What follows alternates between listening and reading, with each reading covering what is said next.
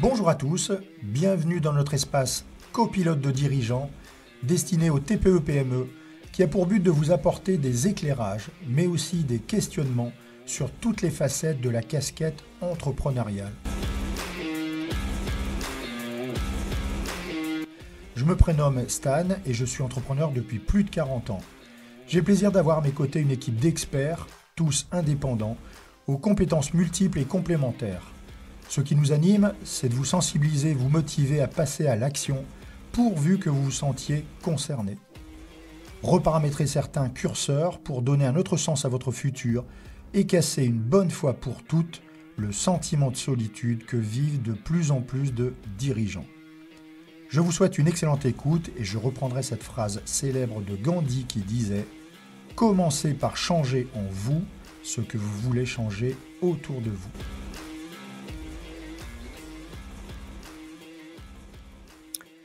Bonjour à tous, je vous présente l'expert du jour Maxime Delannoy et nous allons parler aujourd'hui de cession d'entreprise. Maxime, on se connaît depuis une quinzaine d'années. Je suis très heureux que tu aies rejoint notre groupe d'experts. Experts, Merci. je t'en prie, experts, rappelons-le, tous indépendants. Nous souhaitons informer et éveiller la curiosité des dirigeants de TPE et les inviter à porter un autre regard sur leur entreprise. Nos compétences sont multiples, avec une vision à 360 sur l'entrepreneuriat. Maxime, c'est à toi, face à une foule en délire qui n'attend qu'une chose, t'écouter. D'accord. Bon, je pense que le plus simple, c'est de commencer par une présentation. Je m'appelle Maxime Delannoy. Je suis gérant depuis un peu plus de 7 ans maintenant d'un cabinet qui s'appelle Transition Expert, qui est une entreprise en fait spécialisée dans l'accompagnement des dirigeants de TPE pour leurs problématiques de transmission. Je pense que j'aurai l'occasion pendant ce live d'expliquer plus en détail justement quelles sont les missions. En attendant, je vais, dans le cadre de la présentation, expliquer un petit peu le parcours que j'ai pu avoir. J'ai été passionné, je vais pas revenir à mon enfance, je te rassure, Stanko, mais On a le temps. j'ai toujours été passionné par le monde de l'économie et le monde de l'entreprise. Alors, je sais pas si c'est lié au fait que j'ai une famille qui a rien à voir là-dedans. J'ai plutôt en fait, des parents qui étaient instituteurs, donc rien à voir. En tout cas, le hasard de mes études a fait que j'ai découvert, l'économie, la gestion et ça m'a passionné. J'ai fait mes études dans ce domaine-là et en fait, j'ai commencé ma vie professionnelle dans une structure qui est assez connue, qui s'appelle les chambres de commerce, donc chambres de commerce et d'industrie, C'est là où dans on les s'est connus Hauts-de-France. d'ailleurs. On s'est connus C'est là. là où on s'est connus, voilà. J'avais commencé avant qu'on se connaisse, et qu'on se côtoie un petit peu, dans le cadre de différents clubs, j'avais commencé dans une chambre de commerce régionale, dans un service opérationnel spécialisé en transmission d'entreprise qui s'appelait, parce que ça n'existe plus sous ce nom, en tout cas, Bureau de rapprochement des entreprises, qui est bien connu de beaucoup de repreneurs personnes physiques d'ailleurs, et qui était une porte d'entrée justement pour les candidats à la reprise et ce service, en fait, accompagnait les dirigeants, de petites entreprises. Alors quand je dis petites entreprises, bah, déjà ça n'a aucune connotation négative parce que c'est vraiment, le public que j'affectionne, c'est plutôt une question de taille surtout. Petite entreprise, on est plutôt sur des dimensions. Alors j'aime bien utiliser les effectifs salariés pour qualifier la taille, parce que je trouve ça, en termes de transmission, enfin, quand on parle de transmission, plus pertinent, que le chiffre d'affaires ou la valorisation. Je m'explique.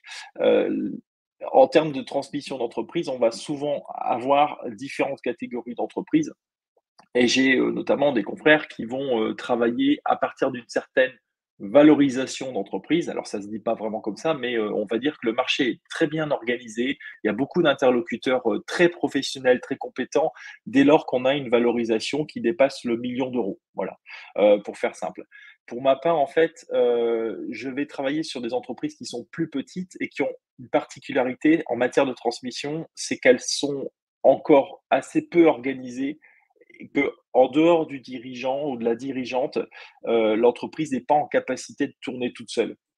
Et ça crée une difficulté en transmission, parce que, bien entendu, bah, quand on cherche un repreneur, il va falloir que ce repreneur ait le même niveau de compétence pour que l'entreprise puisse, perdurer. Voilà, donc cette difficulté à la transmission, c'est un petit peu ce qui va faire que, le dossier va être plus compliqué en termes de recherche de repreneur. Donc c'est pour ça que, j'aime bien, cette façon de qualifier les entreprises. Donc pour moi, petite entreprise, c'est plutôt quelque chose de positif parce que c'est vraiment mon métier. Alors quand je travaillais en chambre de commerce, parce que je me suis un petit peu, déjà, un petit peu échappé, mais quand je travaillais en chambre de commerce, on travaillait déjà sur ce type de cible. Néanmoins, on travaillait principalement sur de la visibilité, c'est-à-dire qu'on passait une annonce et les repreneurs donc, lisaient les annonces, on les accueillait, on les formait et on les mettait éventuellement en relation et donc, bah, ça donnait ou ça donnait pas quelque chose, hein, il y a des mises en relation qui donnaient absolument rien, il y a des mises en relation qui pouvaient aboutir à la vente de l'entreprise donc on travaillait vraiment sur ce rapprochement entre ces particuliers et ces entreprises. J'ai ensuite évolué, dans les chambres de commerce, dans des métiers un petit peu différents qui étaient plutôt, liés, c'est là qu'on s'est rencontrés, sur l'animation, la gestion de clubs, l'accompagnement au développement, des entreprises, mais dans des sujets plus variés comme, l'investissement, comme le recrutement, comme, le développement commercial et le réseau. Donc, j'ai toujours travaillé, alors l'avantage de la chambre de commerce, déjà, faut le savoir, c'est qu'elle apporte un service qui est très accessible aux dirigeants, quelle que soit la taille de l'entreprise. Et ça, voilà, c'est quelque chose quand même qu'il faut mettre en avant. Elle se fait pas de l'argent, sur les dos des entreprises. Elle va essayer d'apporter un service et dans ces services, on va retrouver, pas mal de choses, notamment, comme je disais, bah, la transmission d'entreprise. Pourquoi j'ai quitté la structure? Parce que j'en parle en bien, c'est-à-dire que j'ai gardé des très bons souvenirs, et que j'ai passé des très bons moments parce que justement au contact de dirigeants d'entreprise, j'ai quitté cette structure parce que, sur la question de la transmission et notamment quand on est dans des tailles d'entreprise justement, qui vont pas forcément intéresser tout le monde, hein, dès lors qu'on a, moins de 10 salariés, il y a beaucoup moins de candidats à la reprise. Donc on a déjà cette difficulté, et on ajoute à ça que, la difficulté à trouver un acheteur a été amplifiée, par le fait que, les candidats, qu'on avait assez naturellement, donc qui lisaient les annonces, qui étaient des candidats personnes physiques, sont beaucoup moins nombreux. En fait, plus les années avancent et sont beaucoup moins nombreux, parce que, les crises économiques successives, la difficulté de trouver la bonne entreprise par rapport à ses bonnes compétences font que, eh bien, en fait, c'est de plus en plus compliqué. Donc les annonces donnaient de moins en moins de résultats. Donc j'ai fait un choix à un moment donné, de me dire que, il y a des choses qui fonctionnaient moins bien et surtout, c'est que pour trouver un acheteur pour une entreprise, qui est soit très technique, soit, bah, très peu structurée, il faut plutôt un acheteur qui soit un professionnel. Quand je dis un professionnel, c'est pas un repreneur professionnel. C'est qu'il faut que ce soit quelqu'un qui a déjà une expérience similaire, qui soit déjà un dirigeant d'entreprise et qui va en fait racheter l'entreprise non pas pour devenir entrepreneur, mais pour compléter son offre, pour se diversifier, soit au niveau, clientèle, soit, s'implanter sur un nouveau territoire dans lequel il n'est pas présent. Il peut y avoir, plein de raisons. Ça peut être simplement de se développer, d'avoir, plus de personnes et ou d'avoir plus de chiffre d'affaires. Donc ça, c'est plutôt dans une optique de réaliser des économies d'échelle. Donc il y a plein de raisons qui vont faire qu'un dirigeant va avoir à un moment donné alors le besoin, c'est peut-être un petit peu exagéré, mais l'envie, l'intérêt de racheter une autre entreprise Donc là, et ce repreneur oui? là, on est dans l'optique d'une croissance externe, en fait, ce que tu soulignes? Ce que je souligne, c'est que j'ai ressenti en travaillant, dans une chambre de commerce, que l'accompagnement avait une utilité, mais que l'accompagnement avait aussi une grande limite. C'est que, il y a des entreprises, je vais prendre un cas parce que ça c'est assez, c'est beaucoup plus simple avec des exemples. Et ça va expliquer aussi un petit peu la genèse, de mon projet de création d'entreprise. Quand, vous vendez une entreprise, par exemple une menuiserie bois en fabrication. Donc, fabrication avec un atelier, du personnel, un chef d'atelier, et après soit de la revente à des professionnels, des poseurs, soit, de l'installation, qu'on gère nous-mêmes. Dans tous les cas, on est sur un métier où, quand vous passez une annonce, il y a des acheteurs, il y a des candidats. J'exagère peut-être, hein, je m'avance un peu. Il y a des candidats parce que les métiers du bois, du travail du bois, matériaux nobles, ça attire en fait énormément de personnes et que quand vous êtes cadre, dans une entreprise, ça peut être, dans une entreprise de bricolage ou autre, hein, mais quand vous êtes cadre dans une entreprise et que vous vous orientez sur la recherche d'une entreprise pour devenir entrepreneur, eh bien en fait, on va plutôt s'orienter vers des choses qui nous attirent. Et il se trouve que c'est très attirant. Donc, sur ce type d'opportunité de session, on va avoir en fait une certaine dynamique. On passe une annonce et il va y avoir des gens, et je le vois encore aujourd'hui sur les dossiers menuiserie bois que je suis amené à accompagner, il va y avoir en fait quelque chose qui va se passer autour du dossier. Donc, je dirais qu'à la limite, on peut apporter un service rien qu'en mettant en place une annonce de session. Je vais donc prendre l'autre exemple, le contre-exemple. Vous avez une entreprise qui fait la chaudronnerie, avec 5-6 salariés, et bien, là, on peut passer une annonce, il ne se passera absolument rien. Et je prends la chaudronnerie parce que j'ai pris volontairement quelque chose d'assez technique et qui semble assez peu accessible pour le commun des mortels, mais je peux prendre aussi bien, le transport routier, je peux aussi bien, prendre n'importe quelle activité, extrêmement technique et aussi certains métiers du bâtiment qui sont très techniques. Eh bien là, on va passer une annonce et il se passera pratiquement rien. C'est pas qu'il y a pas d'acheteurs et c'est là que je veux en venir, et c'est là que j'étais amené en fait à cette création, c'est qu'il y a des acheteurs. Mais ces acheteurs ne sont pas les mêmes acheteurs. Ce ne sont pas des particuliers qui vont, à un moment partir sur un projet de reprise, regarder les annonces. C'est comme quand on recherchait à reprendre une entreprise, c'est comme quand on cherche un travail. À un moment, il faut aller regarder ce qu'il y a comme offre. Là, en fait, les acheteurs ne sont pas les mêmes personnes parce que, les personnes physiques, les particuliers vont pas s'orienter sur ce type de dossier. En revanche, il y a une multitude d'entreprises qui, elles, si on leur apporte l'information, de cette opportunité, donc si on leur apporte l'information qu'il y a une entreprise qui est complémentaire à la leur et qui est à vendre dans un secteur géographique proche, eh bien là, c'est incroyable, c'est que ces entreprises, elles vont réagir. Alors pas toutes, on va dire que les 3/4, vont dire: «Bah, c'est pas dans mes projets de reprendre une entreprise, j'ai déjà bien assez à gérer la mienne», donc bien entendu, c'est pas automatique. Mais il y a quand même, selon les cas, entre 15 et 25 des entreprises qui vont réagir positivement. Alors pas forcément avec un intérêt sur ce dossier proprement dit, mais ça veut dire qu'il y a une vraie dynamique, il y a des acheteurs. Seulement ces acheteurs ne lisent pas les annonces et c'est ça qui m'a, avec, en fait, on va dire des échecs, hein, qui s'accumulaient parce qu'on passait des annonces quand j'étais en chambre de commerce et en fait les annonces, vous en retrouvez, une grosse partie, 1 an après, ce sont les mêmes. Enfin, ça a peut-être changé, ça fait longtemps que je suis plus en chambre de commerce, mais dans tous les cas, à l'époque, c'était quand même comme ça. Donc c'est face à cette difficulté, que je me suis dit: «Bon, j'avais déjà fait une dizaine d'années en chambre de commerce. J'avais toujours eu cette envie parce que je crois qu'il faut être un petit peu avoir cette folie de vouloir créer son entreprise. Donc, je l'avais en moi et je me suis dit, bah là, je vais créer et je vais faire vraiment ce travail de rapprochement. C'est-à-dire que cette offre, je vais faire en sorte qu'elle rencontre la bonne demande et donc, bah, voilà, alors ça, c'est un gros travail sur chaque dossier. C'est gérer beaucoup moins de dossiers que ce que je pouvais avoir à l'époque, en passant juste une annonce. Malgré tout, bah, là, c'est là, en fait, qu'on a, des résultats qui sont assez impressionnants parce que, bah, vous appelez suffisamment d'entreprises, vous avez suffisamment d'opportunités pour organiser des rencontres et ces rencontres sont efficaces.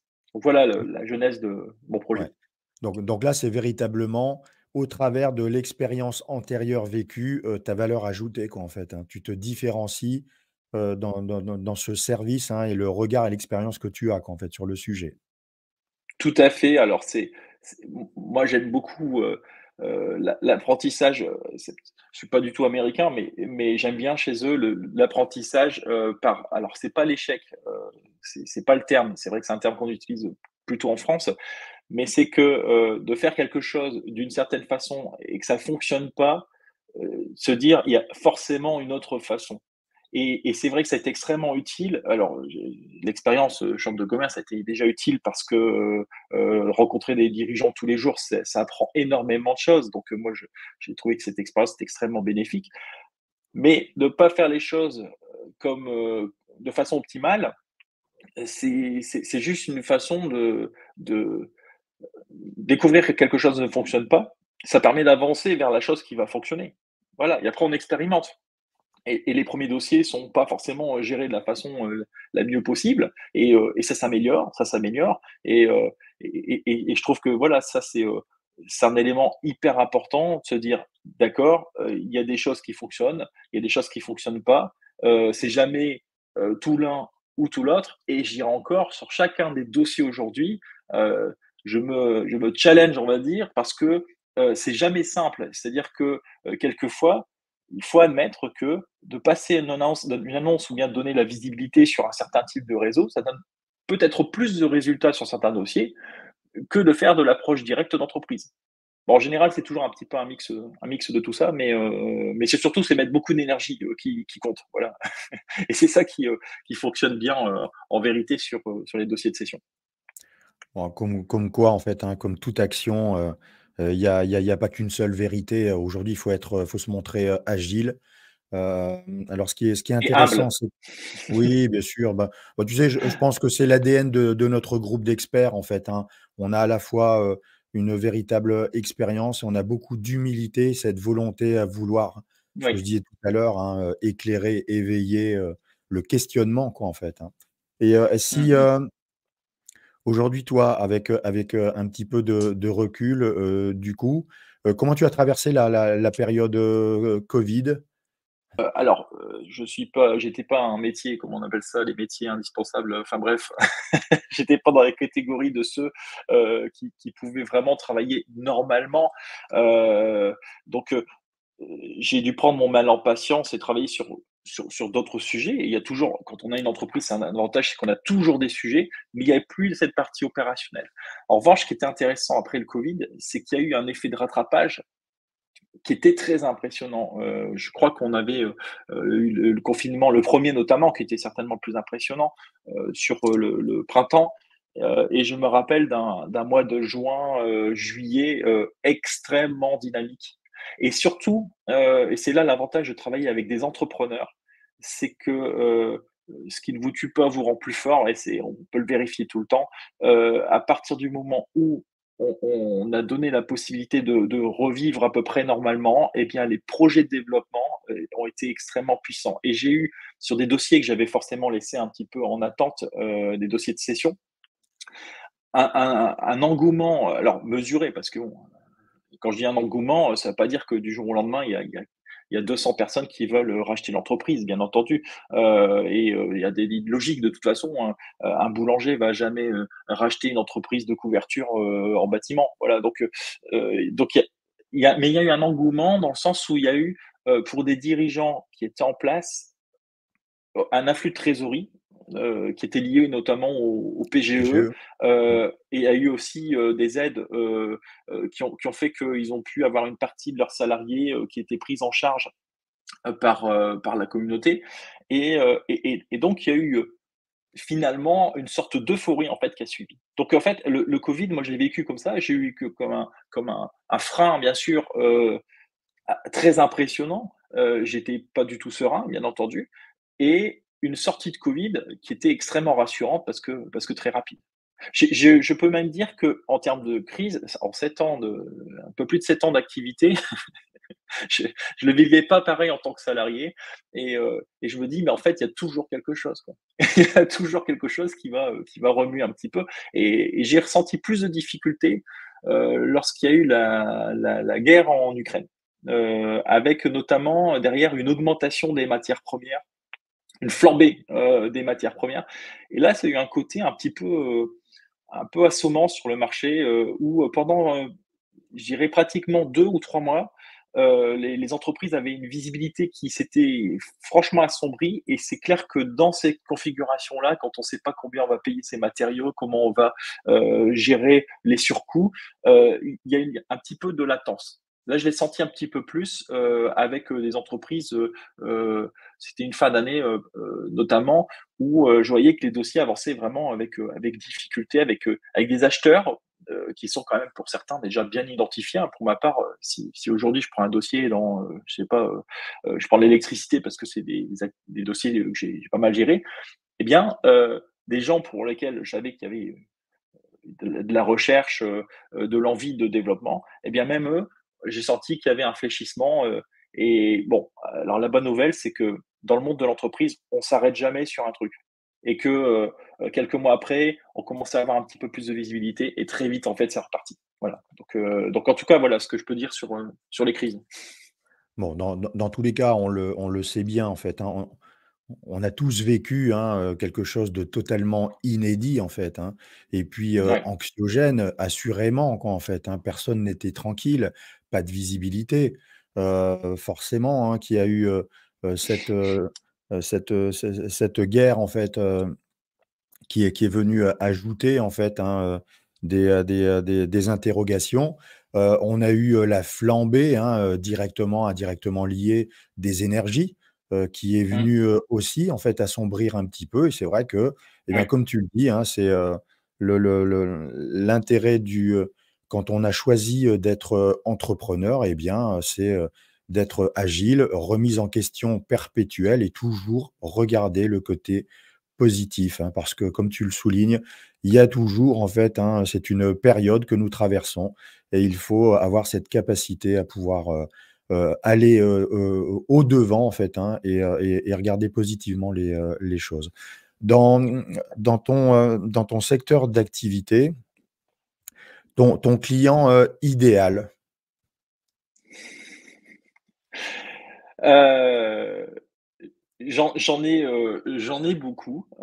J'avais travaillé, ça fait partie des sujets sur lesquels j'avais travaillé quand au début, surtout au début de la création du cabinet sur, ce qu'on appelle en marketing, on appelle ça le persona. C'est un Mmh. petit peu le client idéal justement et D'accord.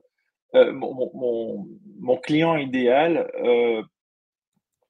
c'est pas une configuration, d'entreprise finalement. C'est pas par rapport à son entreprise, mais c'est plutôt par rapport à son état d'esprit. Au niveau de l'entreprise, il y a des dossiers sur lesquels je ne travaille pas. Je vais prendre un cas très simple, c'est, le commerce de proximité, par exemple, je ne travaille pas dessus. C'est pas du tout une question, pour moi de type d'entreprise, et d'affinité parce qu'il y a des entreprises, des secteurs d'activité sur lesquels, j'ai été amené à travailler que je ne connaissais pas avant de travailler dessus. Et finalement, c'est super passionnant parce que alors bien sûr, c'est jamais évident, parce que, bah, quand on n'a jamais eu l'expérience dans un secteur d'activité, il va falloir un peu tout inventer sur le dossier. Donc, il va falloir se renseigner sur le marché, il va falloir en fait, remettre à plat un petit peu tout ce qu'on a l'habitude de faire. Malgré tout, ça reste super passionnant. Le seul problème, si je puis dire, c'est qu'il y a quand je vais travailler sur un dossier, un secteur d'activité que je connais bien, je sais à peu près comment ça va réagir. Il n'y a pas de raison, par exemple, si, je vends une entreprise, de plomberie ou de menuiserie, ou de transport, sur, Arras, et que j'ai un dossier sur Dunkerque, il va pas y avoir forcément les mêmes entreprises à solliciter, bien entendu. Il va pas y avoir forcément le même nombre d'entreprises, mais grosso modo, ça va pas être fondamentalement différent. Donc bien sûr, c'est toujours plus simple. Mais je m'arrête pas à ça. Je suis assez ouvert et l'expérience l'expérience que j'ai me conforte en fait là-dedans. J'ai, par exemple, je vais prendre un cas parce que ça c'était assez nouveau et je connaissais pas du tout. J'ai été amené à travailler sur un dossier de cession dans le domaine du portage salarial. Le portage salarial, déjà, quand on parle de ça, il y en a peu qui connaissent. C'est, pour, en deux mots, quand on, c'est être salarié et indépendant. Donc, c'est pas forcément très connu. Souvent, on oriente soit sur de la création d'entreprise, soit on reste salarié. Et bien là, en fait, c'est d'avoir un peu l'autonomie d'un chef d'entreprise parce qu'on va faire, on va faire en fait des missions dans une ou plusieurs entreprises. Donc commercialement, on va être assez autonome. En revanche, les facturations qu'on va faire, elles vont être retranscrites en sorte de contrat de travail. On va être un salarié en fait. Voilà. Donc on va avoir les mêmes avantages de salariat, mais en ayant une autonomie commerciale. Donc voilà pour ce qui est du portage salarial. Je connaissais pas du tout ce secteur. Et donc la dirigeante, parce que c'était une dirigeante, m'a fait confiance et franchement, je la remercie encore parce que j'avais été très honnête en disant: «Voilà, c'est un secteur d'activité que je ne connais pas, sur lequel je dois tout apprendre». Mais j'étais quand même assez confiant sur, ma capacité à aller chercher, les acheteurs et il se trouve que, bah, sur ce marché, j'ai eu des résultats qui sont assez exceptionnels, ça allait très vite, dans le sens où, en général, quand j'appelle, 100 entreprises, j'ai une vingtaine d'entreprises qui va réagir positivement en disant: «OK, c'est un sujet, croissance externe, rachat d'entreprise, développement, voilà, c'est un sujet, on peut creuser». Là, en fait, sur 100 entreprises, il y en a 50 qui réagissent. Et là, on se dit: «OK, c'est quoi ce délire, quoi?» C'est que, et bien, en fait, il y a des marchés, sur lesquels on a des variations qui sont pas contrôlables, des variations d'intérêt qui sont pas contrôlables. Donc, bon là, c'était dans le bon sens. Mais ça veut dire aussi que certaines fois, je peux me faire piéger avec un taux de retour qui sera non pas de 25 mais qui sera plutôt aux alentours de 5-10. Là, je l'ai vécu sur une entreprise dans le domaine du bien-être, une belle entreprise, hein, très, très belle entreprise, très bien organisée, rentable, tout ce qu'on veut. Et je me suis dit: «Voilà, c'est un très beau dossier sur lequel je peux travailler» et finalement, en fait, ce dossier était plus compliqué que prévu parce que il a fallu déployer une énergie, considérable. Bon, la bonne nouvelle, c'est que c'est signé, dans 2 semaines. Voilà, donc tout est bien qui finit bien. Eh ben, c'est très bien et chaque expérience est intéressante, à vivre. Je reviens un petit peu sur le sujet en fait, on note, hein, dans pas mal de métiers, de plus en plus de croissance externe. Ce qui souligne néanmoins en fait, hein, et c'est un petit peu le message que je fais passer, auprès des dirigeants que j'accompagne, nous devons tous nous inscrire dans l'anticipation, en fait, d'une revente future et rien ne sera plus valorisant qu'une entreprise où le dirigeant aura, pris de la hauteur et qu'il ne sera plus au cœur du réacteur dans le quotidien de l'entreprise, en fait et ça nécessite Mmh. un changement de posture, en fait et c'est un point qui est très intéressant et ça permet d'ouvrir un petit peu plus le champ des prospects qui seraient intéressés à une reprise parce que c'est, quand même, beaucoup plus simple de pouvoir reprendre une entreprise où l'équipe est, autonome, qui a une organisation et un process qui est déjà en place et je trouve que c'est, vraiment l'attitude aujourd'hui que le dirigeant doit adopter.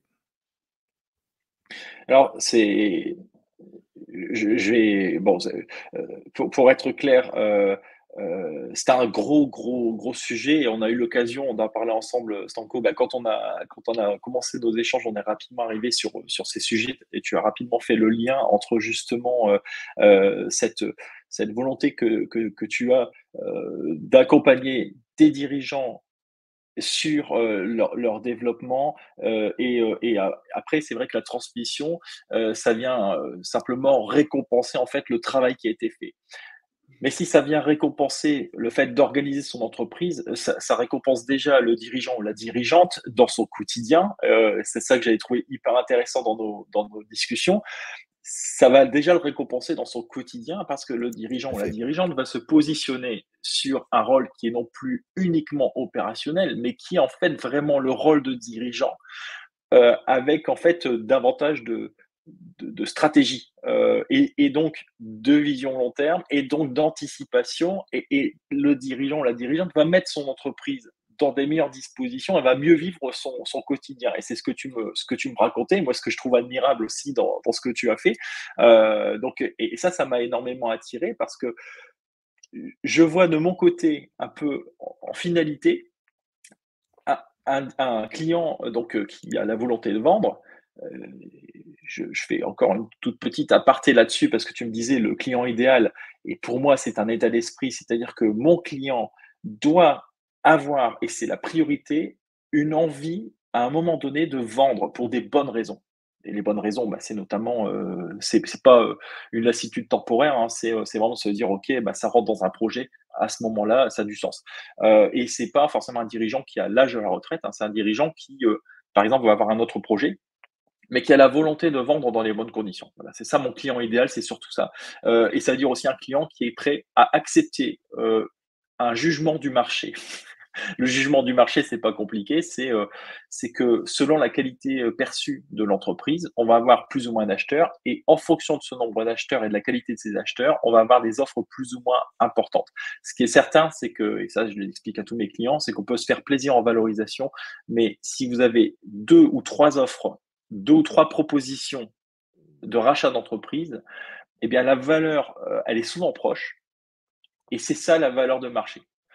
Donc là, maintenant, j'en reviens parce que je finis sur mon client idéal avec cet état d'esprit qui est j'accepte en fait un jugement du marché parce que mon objectif principal est bien de vendre et de pas trouver un pigeon, ça n'existe pas hein, sur le marché. Donc j'en reviens sur le sujet que tu as amené, qui est la préparation du dirigeant. Quelqu'un qui vit bien son entreprise, qui a une entreprise qui soit dans de l'anticipation avec à sa tête, quelqu'un qui regarde l'avenir et non pas le quotidien, et avec des gens en interne qui connaissent leur job et qui savent faire avancer l'entreprise, eh bien, en fait, ça, c'est merveilleux parce que quand on arrive au moment de vendre l'entreprise, alors je vais forcer le trait, mais ils n'ont pas besoin de transition expert. Parce que parce qu'en fait, l'entreprise se vend quasiment toute seule et elle se vend toute seule parce que, dans une autre facette de mon métier, c'est que j'accompagne quelques entreprises sur de la croissance externe. Parce qu'elles ont un projet de développement, un vrai projet de développement qu'elles veulent mettre en place à court terme. Donc, j'ai quelques missions, dans le bâtiment ou dans, l'informatique notamment, sur lesquelles je vais directement faire de l'approche pour approcher donc des dirigeants et leur proposer, d'être rachetés. Eh bien, on sélectionne les entreprises qu'on va racheter pour, ne garder que celles qui nous plaît le plus. Alors celle qui nous plaît le plus, en général, c'est que déjà, c'est une entreprise qui va plutôt bien, qui est plutôt bien organisée et bon, après c'est pas, forcément un jugement de valeur entre des entreprises, mais il y a des entreprises qui répondent mieux à notre stratégie de développement que d'autres. Mais il y a un truc qui est sûr, c'est que tu parlais d'opportunités. Le fait d'avoir une entreprise qui est bien organisée, c'est une entreprise qui est prête à saisir une opportunité d'être vendue. Heu, une entreprise qui tourne bien, elle est visible, elle est repérée et cette entreprise-là, eh bien, un acheteur qui va se dire: «OK, moi j'ai un projet de développement, je vais racheter l'entreprise», il va racheter celle qui correspond le mieux et il y a des fortes chances que ce soit l'entreprise qui soit la mieux organisée. Parce qu'il y a plein de choses qui découlent de ça. Déjà, on a un Sûr. dirigeant ou une dirigeante qui est serein ou sereine. C'est serein et sereine, quand on vend, quand on est en négociation, eh bien, ça change énormément de choses. Donc il y a déjà cet aspect très pratique. Il y a surtout pour un acheteur, tiens, moi en tant qu'acheteur, je m'en moque de ce qu'a fait, je fais exprès, je caricature, mais en tant qu'acheteur, je m'en fous de ce qu'a fait le dirigeant avant. Parce que ce qui va compter, vu que je vais financer le rachat, c'est ce que Bien va sûr. faire l'entreprise dans le futur. Et une entreprise, comme par hasard, une entreprise qui est bien organisée, eh bien cette entreprise, elle est, beaucoup plus stable et on la perçoit comme beaucoup plus stable justement pour affronter l'avenir. Donc, c'est énorme en fait comme différence parce que dans mon quotidien, je vis mieux mon entreprise parce que j'ai des gens qui savent prendre un certain nombre de décisions, et quand je dis décision, c'est en gros, j'ai une réparation à faire. Si je prends le cas de la carrosserie, j'ai une réparation particulière à faire, j'ai l'autonomie nécessaire pour, prendre la bonne pièce et éventuellement même l'outillage. Alors je parle pas de sommes extravagantes, mais et je n'ai pas besoin d'aller chercher, le patron ou la patronne pour ça. Donc, quand on arrive à ces niveaux-là, le curseur, on peut le mettre, à différents niveaux, hein. Des fois, on peut décider en tant que dirigeant de prendre des décisions, sur tout, sur tout, mais néanmoins, on a une équipe avec une totale autonomie sur son métier, sur son savoir-faire. Donc, on est bien, on vend bien. Parce que c'est aussi simple que ça, c'est que, une entreprise qui se vend bien, c'est une entreprise qui va bien. C'est vraiment un petit peu le leitmotiv. Enfin, j'utilise souvent cette formule-là. Quand on me dit: «OK, monsieur Delannoy, moi je vais vendre mon entreprise en 4 ans, 5 ans. Qu'est-ce que je peux faire pour qu'elle se vende bien?» Je dis: «Bah, déjà en fait, ça commence déjà très, très bien parce qu'on se pose déjà la bonne question au départ». Toi, quand j'ai discuté avec toi, je me suis dit: «OK, déjà Stanko est quelqu'un qui a une expérience, une évolution, en tant que chef d'entreprise, qui est hyper intéressante, qui est pragmatique voilà». Donc et quand tu m'as dit: «Bah, voilà, ton sujet transmission, ça m'intéresse parce que, je pense que les entreprises, elles ont tout intérêt à s'organiser, pour notamment anticiper cette problématique-là et pourquoi pas aussi saisir les opportunités qui peuvent se présenter, des opportunités de reprise, eh bien j'ai dit: «Bah oui, c'est exactement ça». C'est un sujet sur lequel j'ai beaucoup réfléchi, j'ai fait plus que réfléchir, j'ai essayé aussi de mettre en place une offre. Alors, je t'en ai parlé aussi sur le fait que c'est pas facile pour beaucoup de dirigeants et dirigeantes de prendre les bonnes décisions pour y arriver, parce que c'est quand même un investissement et là on peut pas cacher à nos auditeurs que, si on veut avoir une très belle entreprise, il y a un moment, il faut faire des choix, il faut mener des actions et que, bah, ces actions sont peut-être un petit peu plus complexes intellectuellement à mettre en place que le simple choix d'un fournisseur. Voilà, faut être aussi, très transparent. Mais c'est à Avec un ça bon accompagnement, c'est possible. Avec un bon voilà, c'est accompagnement, c'est tout à fait possible. Après, voilà, tout le monde n'est pas en capacité et c'est là la différence entre nous 2, si je puis dire. C'est que moi, heu, je pense être bon dans ce que je fais, heu mais je vais faire quelque chose en tenant compte d'un existant. J'ai une entreprise, elle est comme elle est. Donc je vais pas commencer à changer et puis il y a des choses qu'on peut pas changer, je veux dire une entreprise si elle est sur Arras, ah bah, elle est pas sur l'île. Voilà, donc il y a des choses qu'on peut pas changer, c'est comme une maison, hein, vous pouvez faire, les peintures et faire tout ce qu'il faut, comme on peut voir chez Stéphane Plaza, on peut faire ce qu'on veut, mais il y aura toujours autant de chambres et l'implantation, elle sera toujours la même. Donc il y a des choses qu'on peut pas changer. Et moi, je dois travailler sur des dossiers sur lesquels le dirigeant, la dirigeante va me dire: «Je veux vendre maintenant et je vais me débrouiller avec cette information-là». Mais dans cette vidéo, dans ce live, ce que tu proposes, c'est quelque chose de différencié, c'est d'amener un vrai sujet qui est au-delà de la transmission, la configuration de l'entreprise, ça va faire toute la différence. Et je parle beaucoup, mais je pense que cet exemple, il va être très concret. Je travaille sur 2 dossiers de cession, dans la même activité, sur un même secteur géographique et sur une taille comparable et je vais avoir 2 dossiers totalement différents. Bon, déjà parce que le dirigeant n'est pas la même personne, donc bien sûr, il y a une question de bien personnalité, sûr. mais je vais avoir 2 dossiers complètement différents parce qu'il va y avoir une entreprise qui va être dedans extrêmement bien organisée avec, beaucoup d'autonomie au niveau des personnes qui sont là. Alors peut-être un peu plus de charge de personnel. C'est vrai aussi quand même qu'il faut en avoir conscience, c'est que, bien sûr, c'est des fois plus facile d'avoir, moins de personnes, ça rend l'entreprise plus rentable. Donc, bien entendu, une entreprise qui est très organisée va quelquefois avoir des coûts de structure qui sont un peu plus élevés. Et à contrario, une entreprise dans laquelle vous avez, le dirigeant et 4 opérationnels, bien sûr, en fait, on va avoir une dynamique d'entreprise, une agilité aussi, qui va être pas mal et une rentabilité en général qui peut être légèrement supérieure. Mais sur le marché, au niveau de la vente, il n'y a pas les mêmes acheteurs. Et je vais être très clair, il y a la deuxième entreprise, celle qui, on va dire, qui est pas vraiment organisée avec un dirigeant qui fait tout. Bien celle-là, on aura peut-être 1 acheteur, 2 acheteurs. Dans l'autre entreprise, on en a potentiellement une dizaine. Ça change Bien sûr, énormément de choses. Ça veut dire que bien sûr. la valorisation va pas être la même. Ça veut Mmh. dire que en tant que cédant, vendeur, on va avoir un choix qui est pas le même. Parce que, bien sûr, quand on n'a qu'un acheteur, on subit le marché, et on va devoir en fait vendre dans les conditions qu'on nous propose. Quand on en a beaucoup, eh bien, on va avoir, le choix. On peut vendre à une personne physique, comme on peut vendre à un groupe, comme on peut vendre à une PME, comme on peut vendre à un confrère qui est très, très proche géographiquement, mais pas exactement sur les mêmes segments de clientèle. Donc, c'est pour ça que c'est hyper intéressant, ce sujet de comment je m'organise. Mais là, faut être honnête, tout seul, en tant que dirigeant, je sais ce que c'est qu'être tout seul en tant que dirigeant. Eh bien, en fait, on peut pas, en fait, le mener on peut pas le mener bien parce qu'on n'a pas l'expérience et qu'on doit faire beaucoup trop d'erreurs et que dans une petite entreprise, faire beaucoup d'erreurs, c'est très dangereux, c'est très dangereux. Donc, c'est là où en fait, ce qui m'intéressait dans ton approche, c'est, heu, tu as l'expérience et es capable le discours que tu m'as tenu, c'est: «Dans n'importe quelle entreprise, on peut le faire. Dans n'importe quelle entreprise, on peut s'organiser». Voilà, donc ça, c'était vraiment un élément, que je voulais souligner.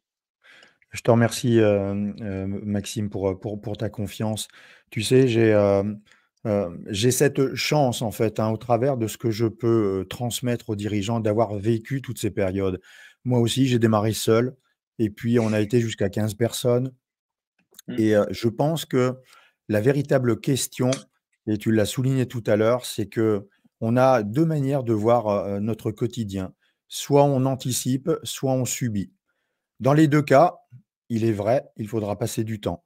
Il y a pas de secret quoi, en fait, hein. Les choses ne se font pas en claquant des doigts. Simplement, dans un seul des 2 cas, il y aura un bénéfice réel et la véritable question, puisque tu parlais tout à l'heure de coûts, hein, de la masse salariale et cetera. Mais, ma véritable interrogation est, lorsque je m'adresse aux dirigeants, parce que je n'accompagnerai pas une entreprise sans avoir eu la certitude que le dirigeant est, en mesure de pouvoir changer de posture un petit peu et de se dire: mmh, «Mais quel est le prix que vous mettez pour vivre un autre quotidien?» Vous, en tant que dirigeant, vous, en tant que personne, vous, avec votre famille, en fait, hein.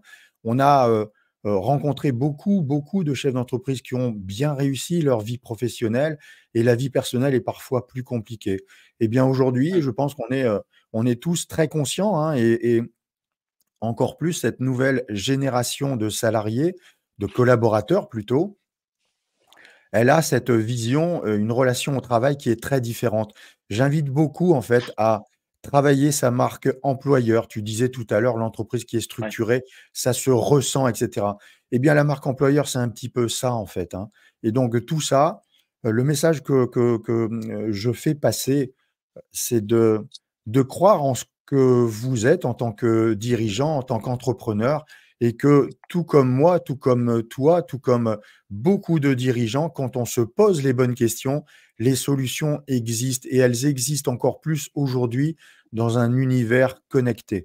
Donc, c'est un petit mmh, peu le message que je fais passer et c'est, l'ADN de ce groupe d'experts, c'est de permettre, un éclairage, un questionnement sur un passage à l'action qui peut se faire progressivement et il y a pas de choses à brusquer, mais plus tôt on commence, plus tôt on se mettra dans cette situation, dans cette posture, qu'il faudra et probablement que, l'équipe est en demande, d'avoir peut-être une autre organisation, un autre management. Il suffit d'être ouais, à l'écoute et que moi je ne parle pas de coûts, mais plutôt d'investissement en fait, hein, puisque ce que vous allez changer au niveau des curseurs vont vous apporter un bénéfice et le plus important, c'est votre bénéfice au quotidien. D'avoir, vous, en tant que dirigeant, mais une équipe qui soit également autonome, engagée, dans la confiance et donc forcément qui va s'inscrire dans la performance, en fait. C'est un petit peu ce message-là que j'avais à passer. Alors, je vais appuyer ce message volontairement parce que déjà, tu parles de marque employeur. Ça fait un peu rire en TPE. Ça fait très start-up, ça fait très grosse entreprise et en fait, ça fait plutôt sourire, on va dire, dans les TPE. Enfin, encore que c'est générationnel parce que je peux te dire que moi, je vois avec j'ai des clients vendeurs de 40 ans et des clients vendeurs de 60 donc pour des raisons différentes, bien sûr. Déjà, il y a quand même cette difficulté qui est plus que perceptible, qui est que, il y a certaines entreprises qui ont des difficultés de recrutement et de motivation des salariés et de fidélisation des salariés. Il y a des entreprises qui ont des difficultés, il y a des entreprises qui n'en ont pas. Donc il y a quand même déjà en fait une réalité qui est perceptible. Et puis après, il y a aussi j'en reviens bien sûr, à la transmission. J'ai pas les mêmes clients quand ils vendent à 35 ou 40 ans, parce que j'ai des clients qui vendent, très jeunes, parce qu'ils vont pas faire toute leur vie. Déjà, c'est pas une entreprise familiale, ils l'ont créée ou ils l'ont reprise. Ils vont pas faire toute leur vie dans le même métier. Donc ça, c'est très bizarre comme état d'esprit, mais c'est ce que je vois tout le temps et je trouve ça plutôt drôle et c'est marrant, ces entrepreneurs-là, ils travaillent pas, 70 heures par semaine. Ils travaillent plutôt de façon raisonnable. Alors, raisonnable pour un dirigeant, 40, 45, 50 heures avec une vie familiale. C'est-à-dire que même quand ils vendent l'entreprise, ils sont pas, dans la même configuration mentale parce que quand on vend l'entreprise, par exemple très tard, quand je dis très tard, c'est qu'on dépasse les 65 ans. Parce que ça devient très tard en fait, hein, dans le monde de la transmission, un vendeur, qui approche les 70 ans, ça va commencer à être plutôt inquiétant qu'autre chose. Et bien souvent, il ne faut pas généraliser, ce dirigeant-là a, et c'est générationnel malgré tout, eu un investissement dans son entreprise tel que, au moment de la vente, il travaille encore 60 à 70 heures par semaine. Ça veut dire que déjà, il est difficilement remplaçable parce que qui, veut faire ça? Eh bien, il y a plus tant de monde que ça, qui veut, Bien sûr. travailler, et être l'esclave de son entreprise. Je suis désolé, mais faut dire les choses, c'est que j'ai une admiration, j'ai beaucoup de clients qui sont des gens qui ont énormément de courage et d'investissement personnel et j'ai énormément de respect et d'admiration pour ça. Mais il y a une réalité quand même, encore une fois au niveau du marché, c'est que les acheteurs n'ont pas 60 ans et que les acheteurs, pour la plupart du temps, si vous avez 35 ou 40 ans, en fait, on n'est plus dans le même état d'esprit et que racheter une entreprise avec la perspective de faire 70 ou 80 heures par semaine, eh bien, ça complique énormément les choses. Et ça complique aussi pour le cédant qui, lui, va se dire, j'ai fait l'impasse sur ma vie de famille, en tout cas partiellement. Il faut être honnête aussi, quand on travaille autant, on n'a plus la même disponibilité. On a loupé un petit peu ce qui s'est passé avec les enfants et on veut peut-être rattraper avec les petits-enfants, mais c'est extrêmement compliqué parce qu'on se dit, mais qui je suis demain? Qui je suis à part ça?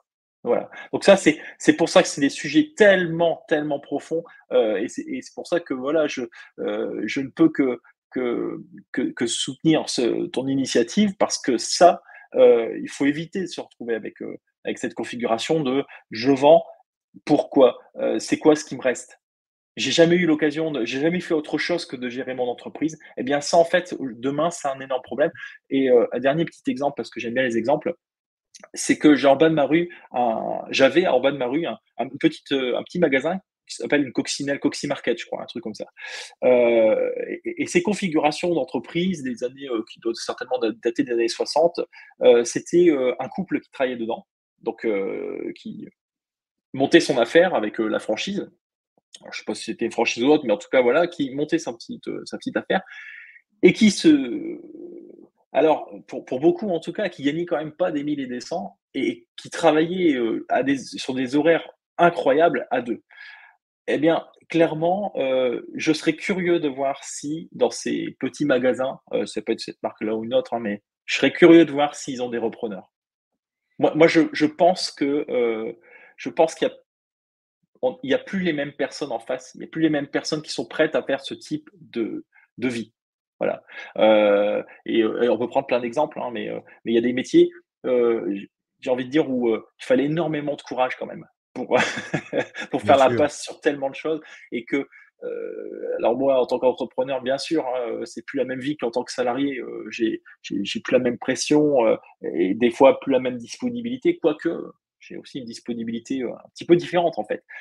Mais je pense que voilà, je n'imagine pas que en avançant, ça aille plutôt dans le sens de rajouter des heures et donc encore une fois, en tant que cédant, posons-nous la question. En tant que futur cédant, posons-nous la question. Qu'on aime ou qu'on n'aime pas la génération qui arrive, parce que c'est même pas ces questions-là. On peut se faire plaisir en disant, bah voilà, on est entre nous, et nous, on travaillait autant, on travaillait énormément, et les jeunes, les jeunes, les jeunes. On peut faire ça et se dire ça tant qu'on veut. Il y a une réalité de marché, et quand on vend, c'est une offre et une demande. Et si j'offre une entreprise et qu'il n'y a pas de demandeur parce que la vie que j'ai, personne n'en veut, eh bien, on a beau se dire, j'ai travaillé pendant toute ma vie 70 ou 80 heures par semaine, bah, c'est formidable, bah, à part que je ne pourrais même pas avoir le fruit de la vente de mon entreprise. C'est-à-dire que je ne serais même pas récompensé finalement de l'investissement que j'ai fait. D'où la question, comment je peux anticiper? Comment je peux faire mieux? C'est toi qui va dire, est-ce qu'il y a un moment où il est trop tard? Moi, je pense pas, mais en tout cas, voilà, merci de mettre ce sujet sur la table, et je pense que les dirigeants qui vont faire appel à, à tes services et au service, on va dire, de la communauté, ils pourront qu'en être bénéficiaires. Voilà. C'est tout ce que je souhaite évidemment, ce que nous souhaitons tous et je pense qu'il y a pas de hasard en fait, hein, si nous sommes réunis au travers de ce projet. Il y a effectivement pas d'âge pour, se remettre en question. Le plus tôt sera le mieux, on a eu trop d'exemples de la génération précédente, de nos parents qui travaillaient sans compter, mais, la société a changé. On a Mmh. envie de vivre, d'autres choses également. Je trouve que le véritable questionnement en fait, hein, et tu sais, j'interviens pas mal également sur le sujet de la solitude du dirigeant. Eh bien, cette solitude naît justement quand on est totalement, enfermé et renfermé sur soi-même, sur son entreprise. On a la tête dans le guidon et on ne se pose pas les bonnes questions.